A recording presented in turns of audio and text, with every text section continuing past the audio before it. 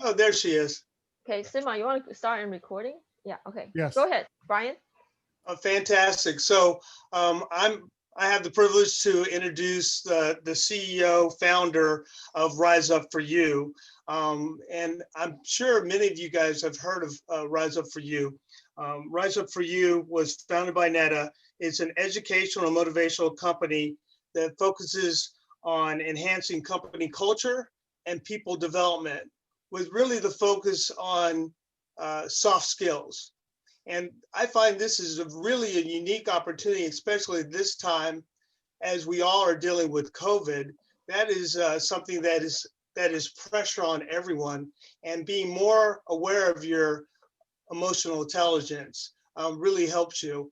And I have a next door neighbor, and we were talking about career confidence.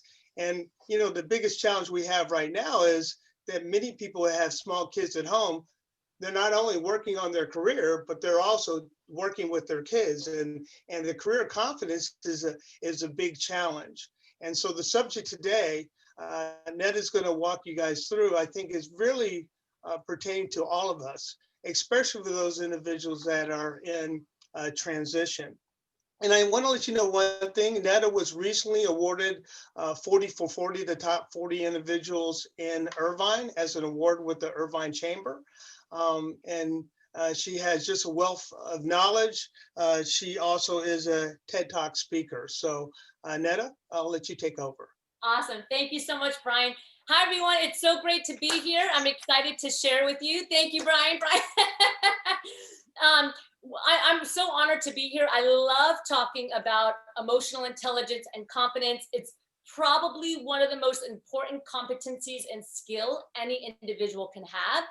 The biggest challenge, though, that we see is a lot of individuals say, that's not me. I don't need it, right? It's this individual that needs it, or it's my kids that need it. But I will tell you that Rise Up For You does a lot of research.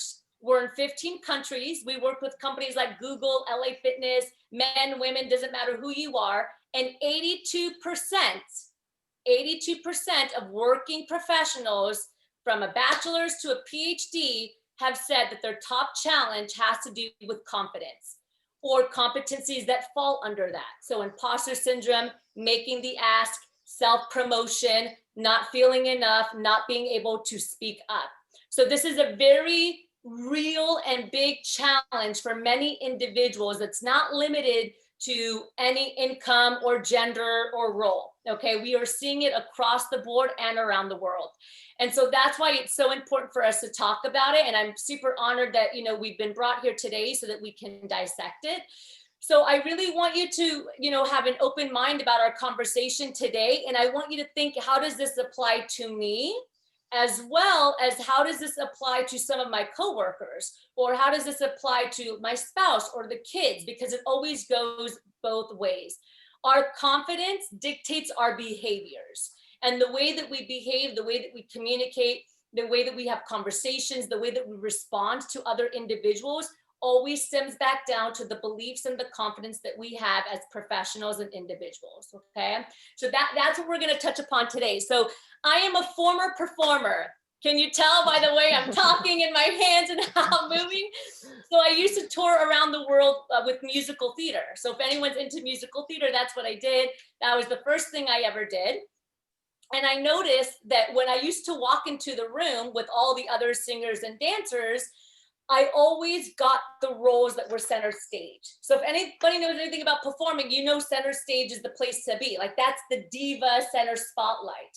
But I was never, ever the best singer, ever. There was always 3 or 4 people that were in the room with me that could sing me out of the water. I went on 6 tours with Bob Dylan's daughter, and she stood in the back for the first 3 years because of confidence. And I always stood in the front. Okay. And when people used to ask me, well, why are you standing there? I want what you have. I used to say, everything that you need is already inside of you. You're just not maximizing your potential, right? You sing way better than me. You have a 3.5 octave range. I have a 2.5 octave range. The only difference is that when I walked into a room, I knew that my technical skill wasn't enough, because at some point, everybody has the same technical skill. At some point, when you look at a resume, they all look the same. But the difference between the individual that makes it and the one that really makes it and uses their potential and becomes successful is the one that understands that soft skills and confidence play a big role in your forward movement. Okay. Your technical skill can only take you so far before you look like everybody else, before your technical skill is like everybody else. Okay. So then I decided after performing to come back to California, hang up my tap shoes and my microphone. And I went to school. I did my graduate work in executive leadership because I was very inspired with communication and how to be a great leader and how to influence and make a positive impact. And then when I was 27 years old, I became an executive for an education corporation. And I was running a team of 200 individuals at 27 years old. That was tough. But I will tell you that, again, even in the professional space, I thought that this was just in the performance world because it's competitive, right? You're fighting for a role or an opportunity. But when I became an executive, I saw the exact same challenges happening. Men and women were sabotaging their success. There was a lack of confidence. There was a lack of ability to say, I can do this. I want the job. I want the promotion. And more you can see that the individual and professional well-being was decreasing. And it all came down to their ability to make the ask, raise their hand, and build that confidence. There was a lot of imposter syndrome, a lot of self-doubt, a lot of ego that was getting in the way that was restricting them from being their best self. Now, I'll be honest with you, like this wasn't very common for me because I grew up in a family that confidence was the number one thing our parents taught us. Okay, because they understood that when we got older, there was going to be a lot of things that were going to take us down. There were going to be experiences, there were going to be people, there was going to be wording, society that were going to tell you that you couldn't do anything. And so our parents were the opposite. So when we would go to school, my parents would drive me in the car and they'd say, today you're going to be amazing. And my brothers and I would be in the back, today we're going to be amazing. Today you're going to get a good education. Today we're going to get a good education. And like this was ingrained in us at a very, very young age. Okay. Until everything came crashing down, like some of you might have experienced. So within 2 weeks, okay, I got married. I moved out of the country. I resigned from the job, sold my house, got rid of all the income, moved it into a different country. And within 2 weeks, nothing. I had $100 in my account. Okay. Because my ex-husband decided he didn't want to be married anymore after 2 weeks. So I went from a high functioning executive with 6 figures, a house on the lake, a boat, all kayaks and all this fun stuff to 2 luggage and $100. Okay. I came back to California, so embarrassed, didn't know what to do. And some of you have been here, right? As a professional, it's like, how does an educated individual end up in this situation, right? How does that happen? But I will tell you that when I came back to California, guess what happened after 2 weeks? This company was built. Rise Up For You was built from that. And I tell you, and when people ask me why or how, I tell you it's because of the confidence, okay? When you have an internal confidence that's unshakable, when the external factors fall apart, right? You are still intact and you're still able to move forward and to build sustainable success. So I always say that confidence is the key to sustainable success. It's the key to thriving relationships, okay? So after 2 weeks of being back, I built Rise Up For You, started building it, didn't know what I wanted to do. I just knew that we needed to empower, we needed to educate, we needed to provide strategies to individuals so that they can use their full potential. And I recognized that it wasn't the technical skill that was going to do that for you. It was the soft skills. And at the core of that, confidence is a main soft skill that we need to start with, okay? 3 months after that, my mother was diagnosed with cancer, and most people don't know that the company was built out of a hospital. And I was taking showers at the 24-hour fitness across the street because I didn't want to miss anything that was happening. By the time that I was 31 years old, both of my parents passed away from illness, heart attack and cancer. And when people ask today, but how, I always go back to confidence. So let me break a couple things down that most people don't talk about. I wrote an entire book on this that you could see behind my shoulder about how to maximize your potential and how to get to the core of confidence. The challenge that we see today is most individuals build confidence in a micro sense. So with competencies, okay? So you build confidence in coding. You build confidence in your job. You build confidence as a speaker. You build confidence as a leader, as a boss. But very, very few people are building confidence internally on the macro level, okay? Too many of us are building it on the micro level, which is all things external. The problem with that is that when those things fall apart, which they will because they're not sustainable, anything that's external will change. Anything that's external will shift. If all of your confidence and self-worth is built on external factors, then when those things change, which they will, and when those things fall and shift, your sense of self will also fall and shift, okay? So this is what we're seeing with COVID-19 right now. I will tell you honestly, as a business, we've quadrupled our work in the last 8 months because of this reason alone. People have been furloughed, they lost their jobs, they're in transition, they've lost their business, okay? Maybe their role has been taken from a leader down to an entry level because the company can't make it right now financially. And people are in a crisis with themselves. They're like, who am I? What's my worth? What's my self-identity? And that's because their confidence and their self-worth was built off of those external things. And now for many of us, those external things went away and we can't figure out who we are or what we stand for. So that's why I'm here to tell you that there's two types of confidence. There's the micro, which is on the skill, and then there's the macro, which is an inner belief and confidence in oneself that's unshakable. It's a belief that you have the ability to learn. It's a belief that you have the ability to adapt. It's a growth mindset versus a fixed mindset. It's accepting failure and understanding that that's part of success. It's saying yes, and even if you're not sure that you're going to be great at it, because you believe in your ability to grow. You believe in your ability to learn. When you have that macro confidence, when those micro confidence fall away, you're okay. You're going to make it because you understand that you have an inner belief in yourself to learn a new skill or to pivot or to go out there and get a new job or to get into a new relationship or whatever that means, okay? And this is the big challenge that we see today. I'm going to give you another example. My younger brother, he's 2 years younger than me. When he was 21 years old, I walked into his room and he was on the phone with Paramount Pictures. How many of us know Paramount Pictures? We know what they do, right? I said, why is Paramount calling you? He was sleeping. By the way, no degree. Okay, he got C's and D's when he was in high school. Sitting on the phone, he's like, Paramount Pictures is on the phone. I'm like, why are they on the phone? He hung up the phone. He said, Paramount Pictures just called me. They want me to come in for an interview for director of operations. I said, why is that? He said, somebody referred them to me. I said, okay. So he goes to Paramount Pictures and he sits in front of the president of Paramount when he was 21 years old. And the president says to you, why should I hire you? You don't have a degree, you're not educated, and you don't have any work experience besides working for your parents, because our parents had little shops. And my brother said, you're absolutely right. I don't have this type of experience. I don't have a degree. I don't have an education, but I can learn. And anything you give me, I'm going to learn. And I'm going to put my best foot forward. I'm going to be motivated and I'm going to give you everything that I have.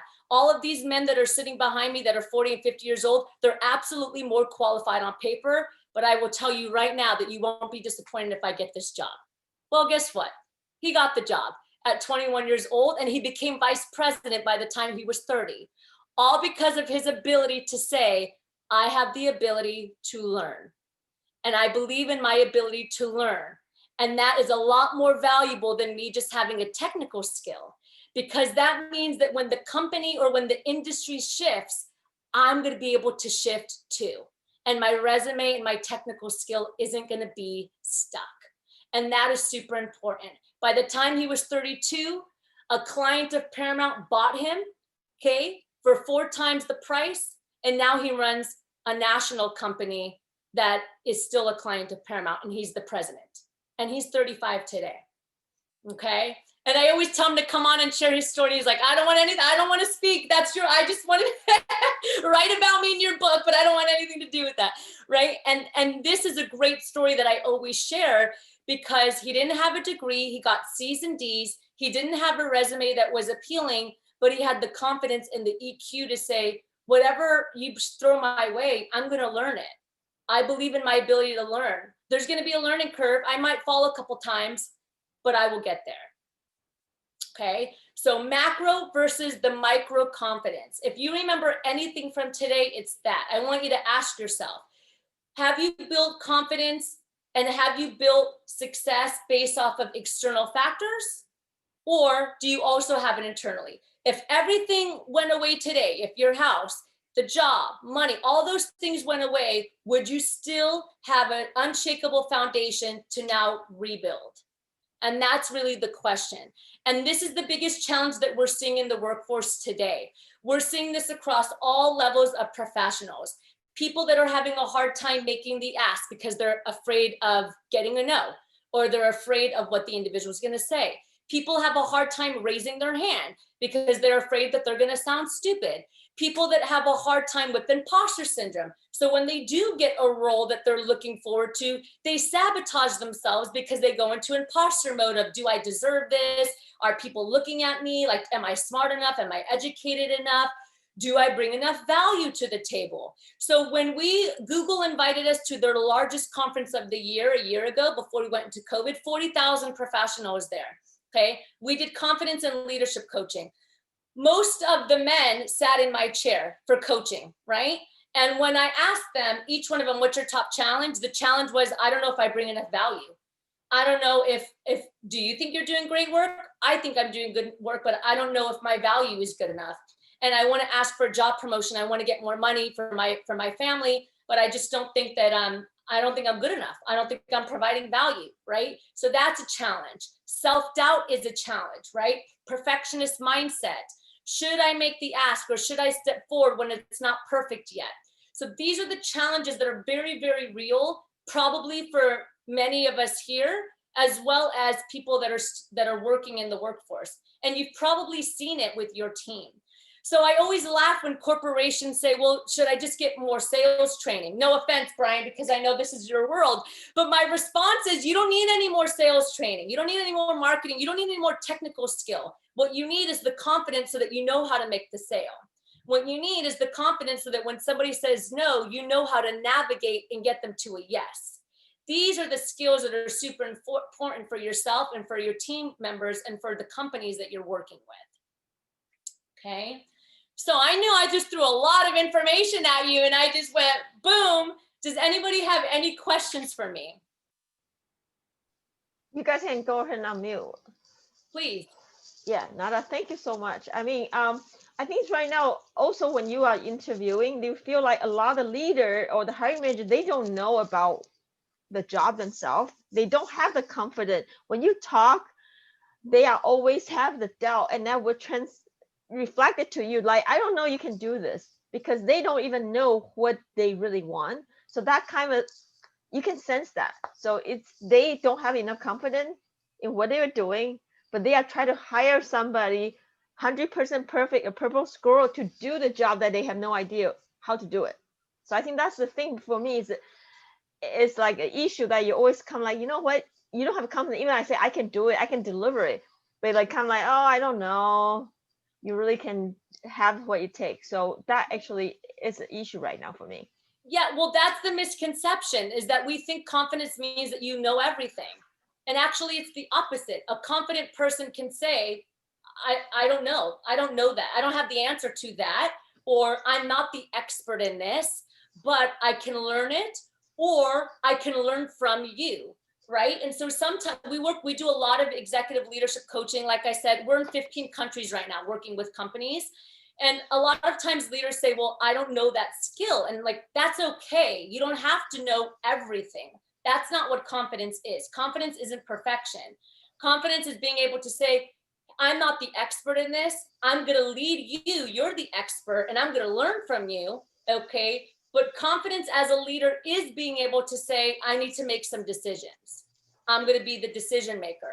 And that's where we see things fall with leaders, is that they have a hard time making decisions because they're not confident in that ability to make that decision. They're not confident that it's going to be well received. Okay, but I just want to make it really clear that confidence isn't positive thoughts all day long, every day, or perfection. That doesn't exist. Okay, so like I teach confidence. We have soft skills. This is what we do with our company, and I still have negative thoughts. Okay, but the difference is that you're able to manage it so it doesn't cripple you. So I always say it's okay to let fear and it's okay to let self-doubt get in the car, but don't let that sucker take the wheel. Because if you do, it's going to drive you into a wall, or it's going to make a U-turn, okay, and it's going to go into a different direction that you're not going to be happy with. So when fear comes in, when self-doubt comes in, you keep it in the passenger seat and you put it in the back and you say, thank you, you're going to stay over here. I'm still going to take the wheel so that I can control where I'm going to be. Don't let it cripple you. And that's the biggest factor. Yes, Greg. Yeah, what you're saying really resonates, and it's a lot of what I teach in my practice as well. But it reminds me of little kids who say, I wish I were brave because I don't want to be afraid anymore. Bravery is not a lack of fear. Bravery is doing something despite the fear. And confidence is also part of having the curiosity that, okay, maybe I don't know that, but I want to learn and I know I can do that. Throughout all of our careers, every position we've had, there's been things that we haven't had experience with before, but we learned how to do it. And so part of the interview process is having the confidence to say, yes, I can learn and I can succeed in that because I know what my track record is. Not that I've done this specific thing before, not that I've used this before, but that we can do that. And it's so, so powerful. Thank you very much. You're welcome. And you're absolutely right. You know, I always chuckle a little bit in the inside when people say, well, I want to write a book, but I never wrote one before. Or I want to open up a company, but I'm not confident because I never opened up a company. It's like, well, that's everybody. Like I can go around the room and everyone can say the first time they got a job, the first time they did this, the first time they made a sale. But if you let that I like to call it monkey chatter. It's like the little noise in your head that's like, you shouldn't do that because you never did it. Then it's going to stop you. I mean, Absolutely. I remember when I built my company, I had some friends that said to me, well, you were a performer and you were an executive. What business do you have building a business? And I said, just because I never built a business before doesn't mean I can't build a business. It just means that I'm going to have to learn a little bit more. I'm going to have a learning curve. Okay. I might need to get a mentor. And so that didn't stop me. I built the darn business and now it's great. Absolutely. And we're moving, right? The first time I did a TED Talk, it's like, well, you've never done a TED Talk. I know, that's why I want to do a TED Talk. So I'm going to learn, right? I'm going to put my best foot forward. The first time I wrote a book, I was like, I never wrote a book before. Of course I had negative thoughts. Like the day before the book launch, I was like, is it going to suck or is it going to be a good book? Doesn't matter. I'm launching it anyway. You know what I mean? So you just got to keep pushing through it. And then after a while, you're like, great. My first time is great. You just got to keep going. Absolutely. I personally think too is having that board of directors, which I think you'll probably talk about later, is so critically important because sometimes internally you still have it together, but every once in a while you need that cheerleader, that mentor, that person within your board of directors that's going to help you get through that. Just to say, you got this. Because we're just built that way that you need to have a small community of people that are supporting you. Absolutely, 100%. Is it Abhijit? Thank you for saying my name right. I appreciate it. You spelled it out for me. I love your inspirational talk, and it was a lot. So I have been taking copious notes, intend to apply it in my life. I have a little experience managing events of musical theater, and I know exactly what you mean, the effort and passion and love that goes into it. So 2 questions for you. One is, do you miss that part of your life? And 2, when you decided to launch your business, did you ever consider building a business around that first passion of your life? Thank you. It's a great question. So I don't miss it because I do it every day. It's just a different type of performance. right? It's like, I'm still on stage every day. I might not be singing and dancing, but I realized that when I was touring around the world, the reason why I liked it is because every day I had to use my emotional intelligence, but I didn't know it was called that then. You know, I was like 20, 21, 22, but every day I would step on stage and like literally one day I would be in Russia and I'm like, how am I going to play to this audience? And then a week later I'm in Japan. How am I? They're completely different culturally. How am I going to sing this song? One week Russia, 1 week Japan. The next week I'm in Spain. So I realized quickly that the reason why I liked it is because I was empowering and I was moving people emotionally, and I was just using the tool of music. Okay. And at the same time, I always had to be on my toes because every audience was different. Sometimes I would walk in front of an audience and they would have their arms folded and they would stare at me, and I'm like singing this big diva motivational song, and this person's just like, and I'm like, how do I like not let that affect me and keep having good energy? So like that was really powerful for me to learn. And so I recognized that I liked performing because I liked being able to empower and influence and share whatever I had. And it just naturally fits today with Rise Up For You. It's really the same thing. Instead of me singing and dancing, I'm just using the tool of soft skills, right? The really important human and people skills that help make us successful, but I'm really doing the same thing. But if you watch my TED Talk, I do sing in the beginning. So I never forget where I came from. So that's a really, that's a great question. But Brian, you kind of nailed it on the head. I mean, there's a couple things that I want everybody to think about. If you think that this isn't for you, think again, okay? Because it's usually the people that say it's not for me that need it the most, okay? They can't identify that they need it. And the second is, remember that you're the average of the 5 people you spend the most time with, okay? So even right now with COVID, whatever you're surrounding yourself with, you're going to become that. So if you're spending a lot of time and energy with individuals that are in fear mode, scarcity mindset, that are negative, that are pulling you down, your energy is going to become that. If you spend your time or have conversations like in this room with people that are trying to push themselves, you will become that. So I always say that we all need 5 things. And some of you guys are in transition, so this is really important for building your confidence. Surround yourself around 5 specific avatars, I call them. I call them your personal board or your personal council. So just like we have, a board of directors, for nonprofits and for companies, you also get your own personal board of directors. So the first one is just your cheerleader. I don't care who you are, every single person needs somebody in their life that's just positive and that thinks you're the most amazing thing ever, right? So this is like my cousin. I'll call her up. She's a doctor in Nevada. And she's like, you don't understand. I built my business because of you. So she was a pediatrician for a hospital. And then after Rise Up For You was built and she came to one of our conferences, she made the leap and she built her own practice. So she's my cheerleader. Every time I feel a little down, she's like, no, you're amazing. You add value. Like, I built my business because of the motivation that you bring. Like, so just having that person, they don't give you feedback and critique. All they do is give you positive affirmation. The second one is the mentor, and this is really powerful. So wherever you want to go, and it doesn't matter how old you are, okay, we all need mentors. So wherever it is that you're trying to go, whatever industry you're trying to get into, finding a mentor who's been there, who's done it, who's had a successful track record that you can learn from, that you can say, can you be my mentor? Can you be my professor, my personal professor? Can you give me some tips and strategies and advice because you've already walked the path, so you know what it's going to take, so that I can now successfully walk the path. Okay, the third one's my favorite, and that's the constructive trustee. This is the person that calls you out on your BS a little bit. So they're the one that they keep you accountable to your blind spots, because sometimes we do things and we make decisions that aren't the best, but we can identify it within ourselves. And so the constructive trustee is the one that says, what are you doing? Like, don't send that email.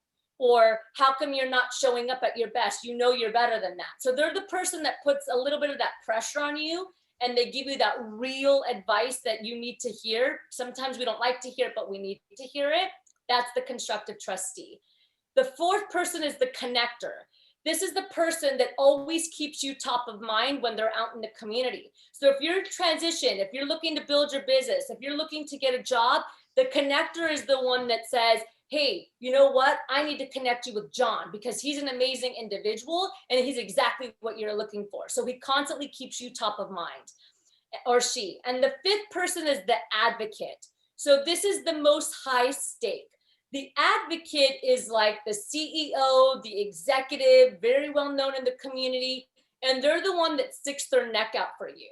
So they're the one that goes to the executive and says, you need to call Brian because this role that you're trying to fit, Brian is your man.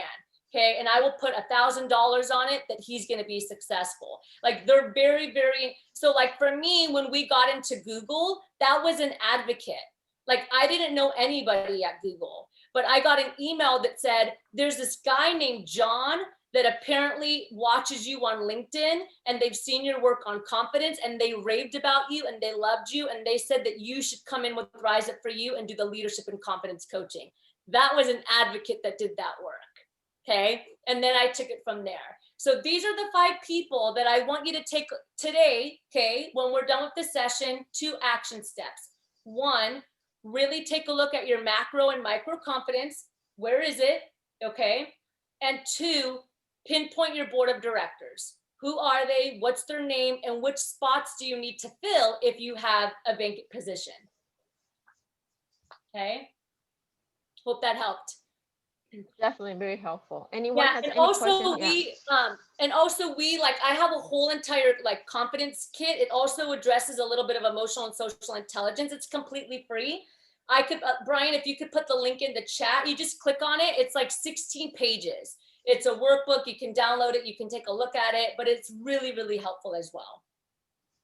Thank you, Nada. And how can we help you? I mean, you really give us a great booster. And I think for me, I really suffer from imposter syndrome. And also, I think as a woman, we are even worse because we keep judging ourselves every day. We look in the mirror, we have a little voice, and we kind of like, yeah, you're right, you know. And how can we overcome that? Particularly every day is a battle. I always like people sometimes ask me how many jobs you apply. I say none because I look at everyone and they say, no, this one, no, this one, no. And just like till the end, like, I really didn't do anything, but I know I'm good at the thing that I've been doing. And I like you say, I have a growth mindset, but then you kind of shoot yourself down. You kind of hold yourself back all the time. Yeah. So if you're doing that, that actually means that you haven't cultivated a growth mindset fully yet. Okay. So I always say, get to the core. A lot of time, and this is why we build confidence externally, is because we try to cover things up that we really need work in internally. So if you're not taking action, so I always say, if you're not taking action, there's resistance. Resistance comes from your thoughts and your feelings. So if the action, for example, or the behavior is that you're going to apply for the job, and you find that by the end of the day, you didn't apply for the jobs, that means that there was resistance in applying for the jobs. Now we need to understand, why is there resistance? Well, there's probably thoughts and feelings that you have about applying for that job that are getting in your way. And that thought might be, people are way better than me at this job, or I don't have all of the skills for this job. So now you have these thoughts and feelings that are hindering the action step, okay? And the only way to break that down is to ask yourself why. And this is what we call reverse engineering. So when you have a thought or a feeling that's limiting or that stops you from moving forward, write it down and then ask yourself why and where. Why do I have this thought? And most importantly, where does it come from? Because all of us have thoughts and feelings that don't belong to us that we've made our own. And today you're showing up in that fashion. So some of you guys have kids. When your kids were born, right? You've had kids or you've been a kid at one point, okay? When you were born and you're 3 and 4 and 5 years old, you were unstoppable. You did whatever you wanted. You were curious. You jumped off the walls. You said whatever you wanted. You went for things. And then over time, people said, don't do that. You can't do that. Who said you were good enough for that role? Stay in your lane. And then all those things started to accumulate in you. And now today as an adult, you behave and you take action based off of all those things. So when you do have a belief that's stopping you that says, oh, I'm not good enough, or look at all these people, stop, write it down and ask yourself, why do I have this thought and where is it coming from? So that you can now break it. That's a very good point. I think I grew up from the Asian family that they always shoot everything you say, and they are laughing every time you talk about some great idea or just something. You just think, oh, what do you think of that? They shoot us down. Like I grew up, I'm the youngest kid. I would say I suffered the trauma. Every time, the moment I open my mouth, everybody starts shooting me down. So that's why I think how your parents taught you when you're a childhood, how you build a company is so important. And I think I'm doing that to my kids. Kind of, I shoot them down as to how I was shooting down. So I think I definitely need to change the way how I help my kids. Yeah. 100%. And it starts with you. So you identify where it's coming from. And now, again, you built that behavior, and that's how you're showing up now with your kids, right? So now you like reversing that whole process. We all have that in every single way. We have it when it comes to our career. We have it when it comes to our family. We have it when it comes to relationships. It's like we built these thoughts, and then we take action according to those thoughts.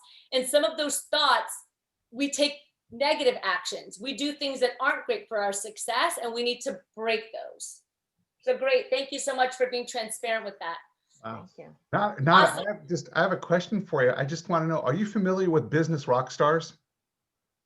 I've heard of them, but I don't know anything about them, but I've heard of them quite often. I would love to introduce you to the CEO of that company. He's a former boss of mine. Okay. And I think you did a phenomenal interview with that. So, I'd love to. Thank you. yeah. Okay. Yeah.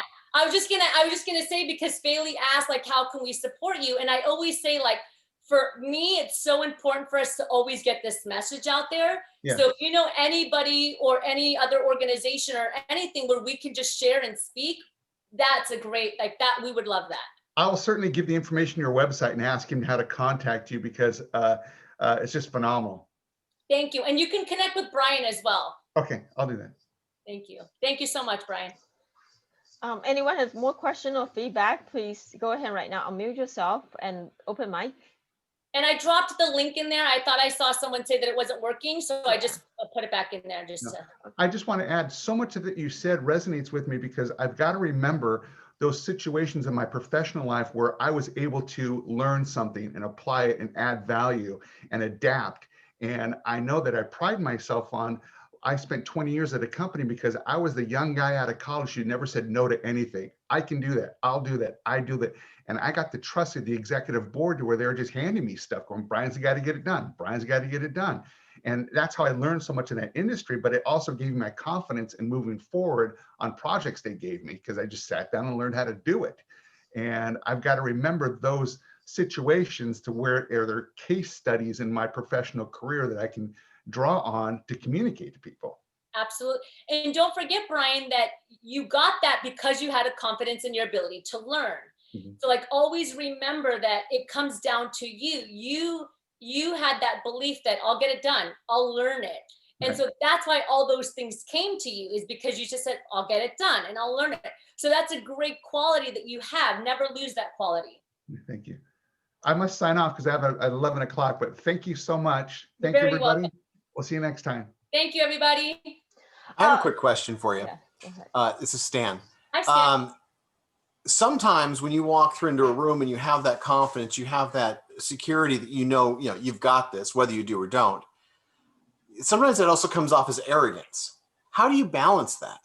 It's a great question. So I'm going to actually challenge that, because confidence isn't stuck up, it's not arrogant, and it's not mean. It's actually the opposite. So when I see somebody that's like really arrogant, or they have maybe a little bit more of a superior attitude, that actually tells me that there's a lack of confidence in there. There's something that they don't feel good inside, and so they're overcompensating. Okay, so confidence is warm, it's open. Right. It's walking into a room and it's feeling strong in who you are, but it's also saying, hi, how are you today?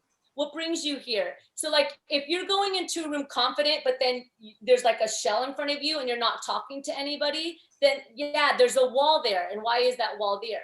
But and that was me, like that used to be me. I was really confident, but I would walk into a room and I wouldn't talk to anybody. And it's not because I felt I was superior. I was just shy.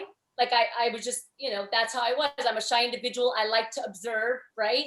But once I realized that it came off as like a confident woman who didn't like anybody, that's where the EQ comes in. I quickly adjusted and I said, okay, well, I'm still confident, but now I just need to smile a little bit more. I start to wear brighter colors. I'm a little bit more warm. I push myself to talk to people. Hi, how are you today? I raise my hand. So now like I broke the ice with people so that they can see that I was a confident individual, but I was also kind and approachable.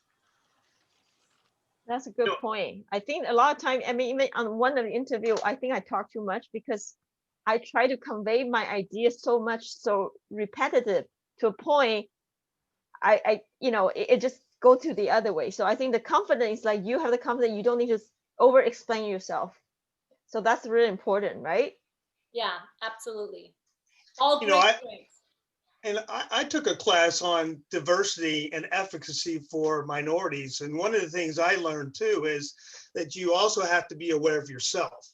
So many times, if you're an African American male, they might see you as I'm confident, but they might see me as being aggressive. Or a female, be quite honest with you, they might see you as bitchy. Or a white male might be seen as a go-getter. So many times you have to understand who you are and make sure as you exude that confidence that you're aware of your surroundings and who is there. Yeah, I think that's a real, it's delicate subject to talk about, especially at times like this, but it's the truth.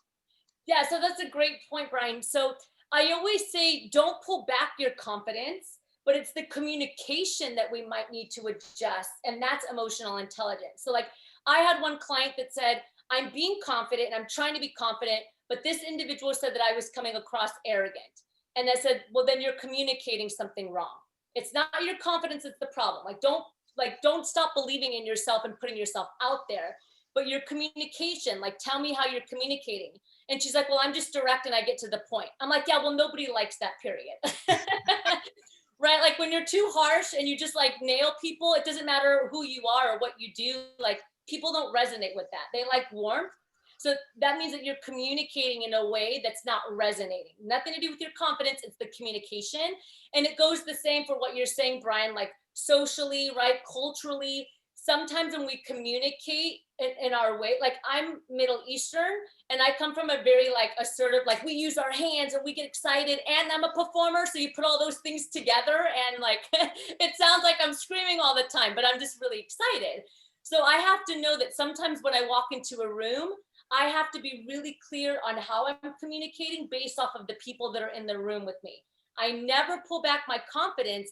I just communicate in a way that's more strategic.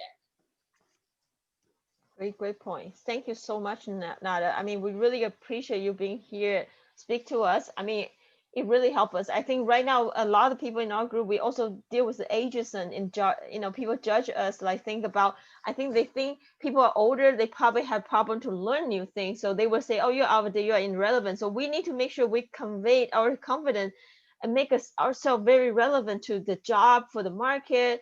And also that what you mentioned about build your personal board of director, so people can be really honest with you about what your perception, like how you deal with people. Maybe there's something you need to tone down in a certain way, but then also try to stand out more of your confidence. So I think that's so important. And I'm also gonna challenge that a little bit. That, is there ageism out there? Absolutely.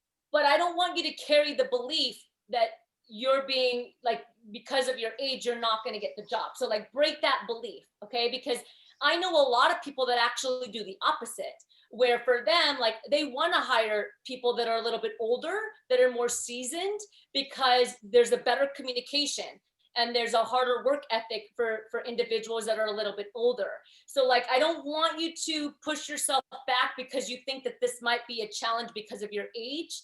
Okay, because just so you know, there's things about millennials and iGen, and that like it's across the board. Like everybody just has these beliefs that we need to break down, but there's no one way. Mm-hmm. You guys are awesome. Thank you so much. Thank you, Brian, for making the connection.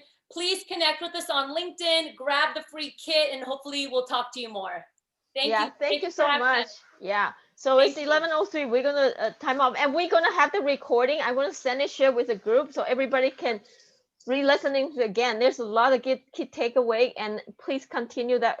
I mean, to take by heart that how you can build back your confidence, and it's so important, not just because you are looking for a job, but when you have a job, you will still have that fear. So you need to overcome using that method that she taught. Thank you so much.